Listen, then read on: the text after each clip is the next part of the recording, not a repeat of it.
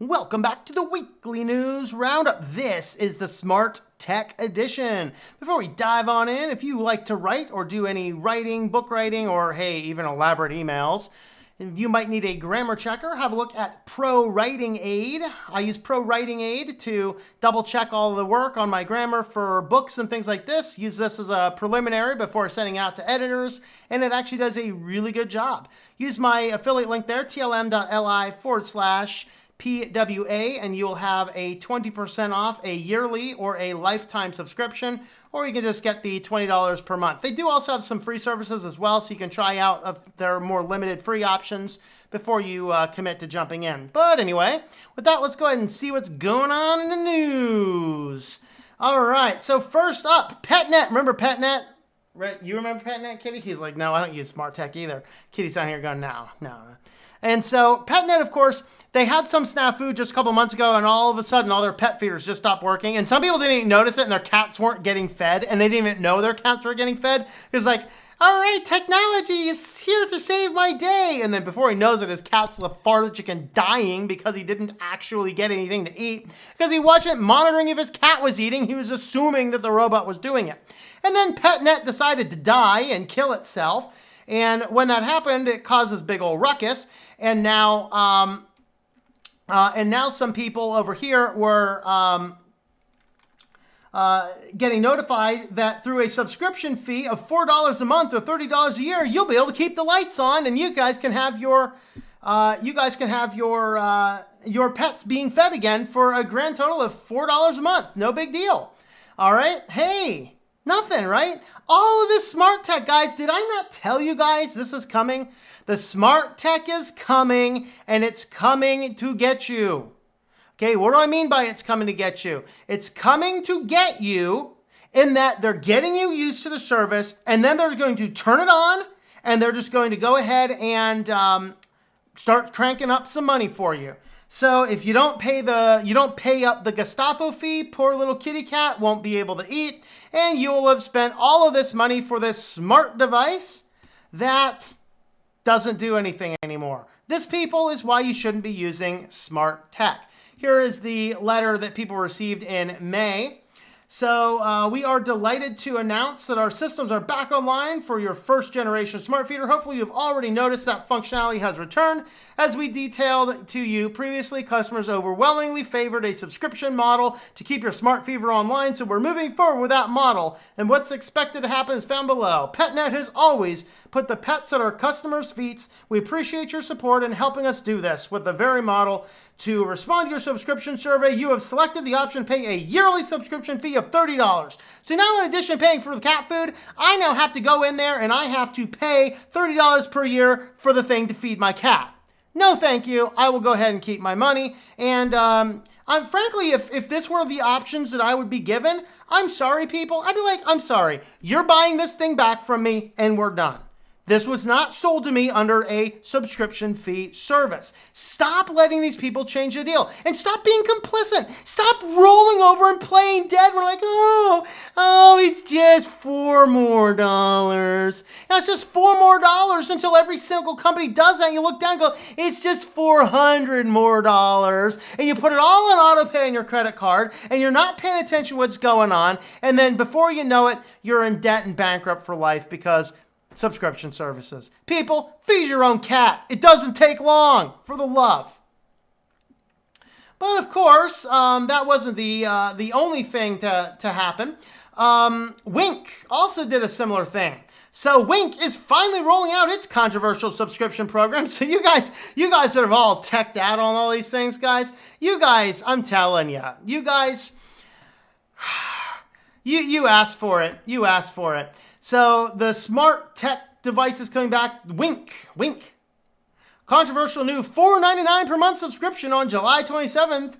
Following months of delays, the subscription will put many of the service's previously free features behind a paywall, including crucial aspects of the service, like the ability to update firmware and add new devices. Oh, great. Without paying the fee, a hacker can get into it. Bonus. Please know that we have adjusted our timeline since our initial announcement on May 6th to allow users more opportunity to make considerations. How about to make final preparations for the crap that you're getting back? We were able to extend our service so that subscriptions will now begin on Monday, July 27th, reads the latest. Any users who don't sign up will see their Wink devices severely limited in what they can do going forward. Customers who don't subscribe will have local access to a list of select devices, but will be locked out of almost all of Wink's features, including API support, voice controls, cloud controls, third-party integrations, advanced features, and the ability to add new devices, edit device names, or even update the firmware. I say, hey, good. You shouldn't be using any of that crap anyway, but that's not what you signed up for, so you guys better be doing that. Users who don't sign up will no longer have access to anything, pretty much. So, definitely cool. Definitely cool. All right, Elon Musk. He says that Tesla is close to achieving basic level 5 autonomy for its cars. Is Elon Musk aware that his cars seem to accelerate into the back of police cars, fire engines, and highway dividers, killing people? On a fairly regular basis, it would seem. But yeah, full self-driving functionality could be ready by the end of the year. Oh, joy! Start getting on the phone with your legislators now, telling them to keep fully self-driving cars off the roads. Autonomous self-driving cars are far from making future car ownership obsolete, mainly because no company has managed to figure out all the potential issues that the car might have to deal with in the real world. Elon Musk says that Tesla is getting very close to enabling essential level 5 autonomy.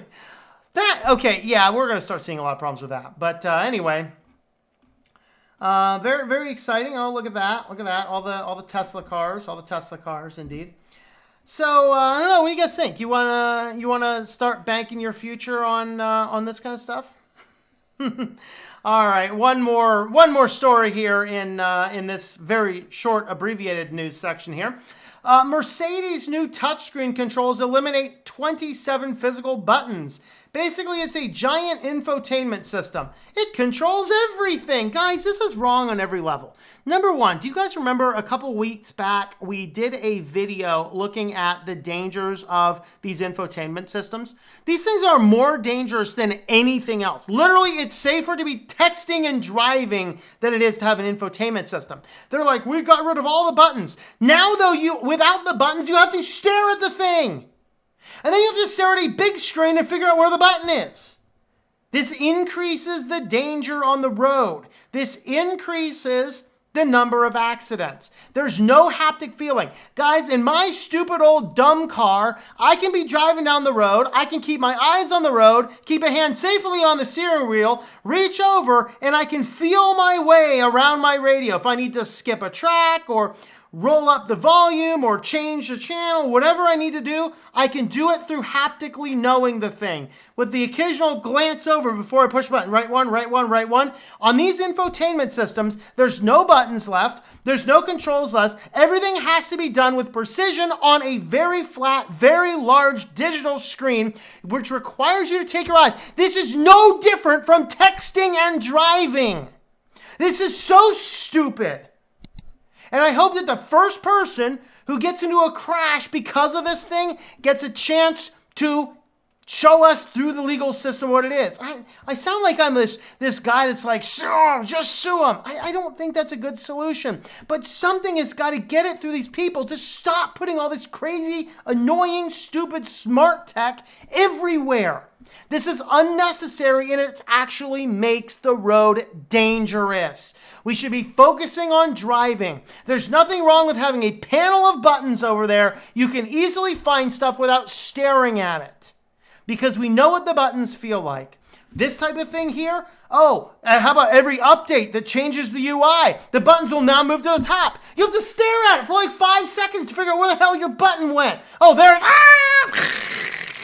Of course, your car will have stopped for you automatically until the sensor goes out and you're over-reliant on that and you're not watching the road even less, and then it just gets all worse. So the evil tech people is out to get us. It really is out to get us. Let me know your thoughts to this story and to the other stories in the comments down below. Thanks for coming along. Thank you to the supporters who help keep the channel running through Patreon and Think Life Media, and we will see you in the next video.